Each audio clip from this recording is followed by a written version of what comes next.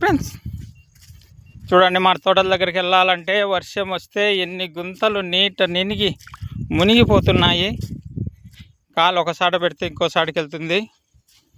ఈ నీళ్ళల్లోనే వెళ్ళాల్సి ఉంటుంది. బండ్లు తెచ్చినా కూడా ఎక్కడో దూరంగా పెట్టేసి నడుచుకుంటూ పోవాలా.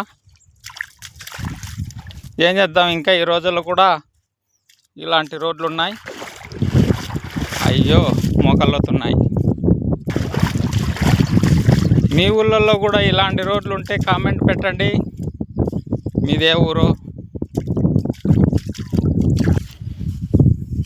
ఇక్కడ చూడండి, మేము ఎక్కడో బండి పెట్టి నడుచుకుంటూ వచ్చాము. ఇక్కడ బండి వస్తుందా? రాదు కదండి.